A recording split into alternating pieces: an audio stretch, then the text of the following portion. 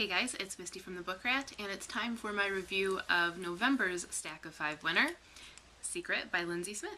Now, normally I would not tell you guys about a book so far in advance of when it comes out. This doesn't come out until April, but you guys voted for this one, so you're getting a super early look at whether I think that you should pick it up, pre-order it, whatever, which I do. So I'll probably remind you guys about what I thought of this book closer to the release date just so that it doesn't get lost in the shuffle, but you guys are getting a really early sneak peek and I'm kind of excited about that. So here we go. This is what I thought of Sekret. Briefly, Sekret is set during Cold War Russia and is about a group of kids with some sort of psychic powers and the KGB exploiting that. Big thumbs up on this one. I really liked it.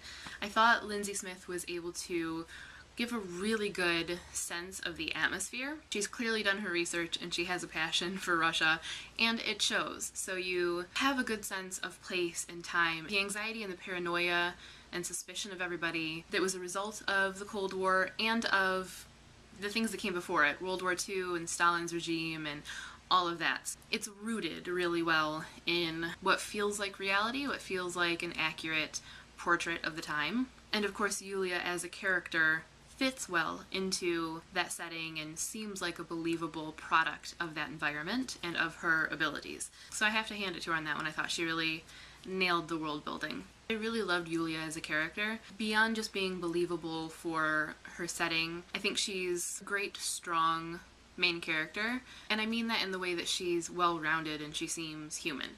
It's not that she's just purely kick-ass and fearless. She definitely has fear, she has anxiety, she has trust issues, so she has those flaws and those things she has to overcome on top of having, you know, her powers and her sort of place in this scheme of things. When you're dealing with a book like this, a lot of people, and especially a lot of debut authors, would make the main character too powerful, too perfect, too unbelievable.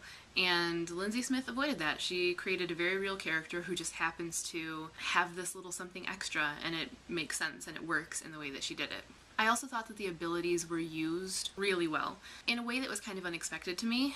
Beyond just the tension and sort of espionage theme that goes along with being under the KGB's thumb and being used as a tool by them, she also used Yulia's ability, which is to read memories and to be able to touch objects and see things that have sort of imprinted on them, see things that happened and feel what was going on. Smith used that ability to really amp up the tension in times that otherwise there wouldn't really have been tension. So Yulia just standing in a mansion touching a wall, which has the potential to read as really boring and could potentially drag the pace of the story, instead becomes really tense and builds the anxiety because while she's just standing there and they're being followed by whomever they're being followed by, she's also seeing people's experiences during World War II or during Stalin's regime, and it's done in a way that even though there's no direct harm that's going to come to Yulia as a result of the vision,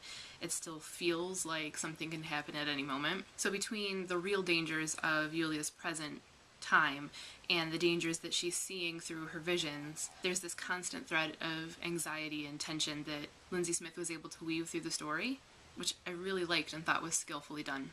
I also really liked the supporting cast of characters, how they were used in the story and how they kind of help or hinder Yulia, and her reactions to them. I don't want to give anything away, but just the way everything kind of comes together, I really appreciated, and I appreciated that not everyone in a situation like this is going to come out unscathed, and so there are actual traumatic things that happen or actual worrisome things that happen, betrayals and injuries and whatever that you would expect to have in a situation like this. A lot of authors try to keep their characters whole and pristine while the world falls apart around them, and that's just not realistic, and it will shake you out of your willing suspension of disbelief. Lindsay Smith didn't do that. She does have believably bad things happen. I appreciate that. She also didn't have a lot of the writing flaws or pet peeves that I would expect of a debut author. I'm sure this is due in large part to the fact that she is a journalist in her day-to-day life. She's probably worked her way past a lot of those pet peeves already, but it's still always really nice to read a debut, and even if you're liking the story, to not have to worry about all of those things that are kind of just taking it down a little bit. Didn't really have those. It worked for me. I thought the concept was really intriguing and pulled off well.